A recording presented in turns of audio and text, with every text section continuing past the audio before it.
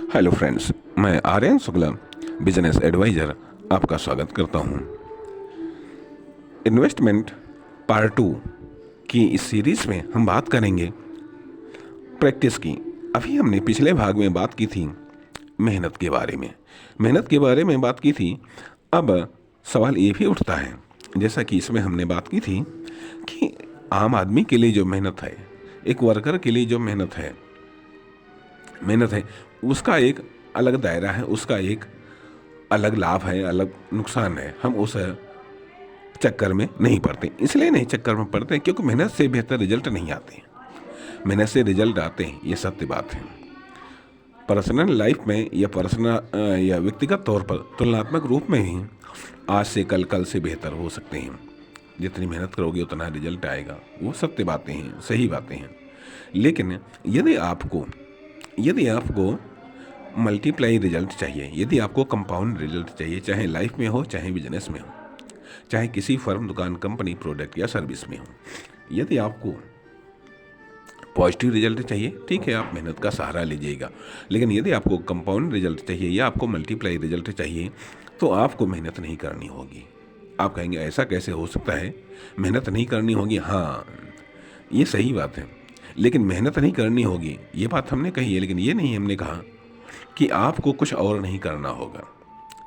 मेहनत के उस रूप को आपको इम्प्लाई नहीं करना है, उस मेहनत के उस रूप को आपको इम्प्लीमेंट नहीं करना है जो रूप आप अपने आसपास या आम लोगों के द्वारा देखते हैं।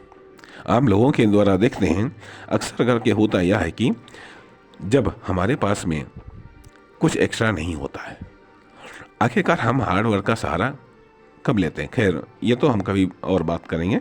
लेकिन अभी हमारा मुख्य उद्देश्य था कि हम आपको मेहनत का एक और मॉडल हम दिखाएं आपको, कि मेहनत कह लीजिएगा, हम उसको मेहनत नहीं कह सकते हैं, कतई नहीं कह सकते हैं, क्योंकि अब हम बात करें प्रैक्टिस की। अब हम आपको प्रैक्टिस की बात कर रहे हैं। आप कह सकते हैं इसमें भी तो मेहनत होती है, इसमें भी तो मेहनत होती है।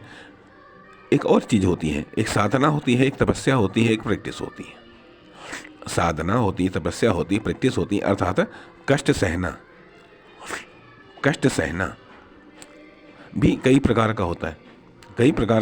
एक कष्ट होता है यहाँ, कि जैसे कि मान लीजिए एक पत्थर कष्ट सहता है मूर्ति बनने के लिए, एक शिल्पकार कष्ट सहता है पत्थर को मूर्ति बनाने के लिए। दोनों ही कष्ट सहते हैं, और जब परफेक्ट मूर्ति बन जाती हैं, दोनों अपने अपने लक्ष्य को प्राप्त करते हैं। अर्थात कष्ट सहते हैं। एक मूर्ति बनाने के लिए वो पत्थर कष्ट सहता है, ठीक है। दूसरी चीज़ आती है कि मूर्ति बनने के लिए पत्थर कष्ट सहता है, मूर्ति बनाने के लिए शिल्पकार कष्ट सहता है। लेकिन एक तरफ ये भी होता है कि पत्थर को तोड़ने के लिए, जब पत्थर तोड़ा जाता है तब भी वो कष्ट सहता है, और जब पत्थर को लेबर तोड़ता है तो वो भी कष्ट सहता है।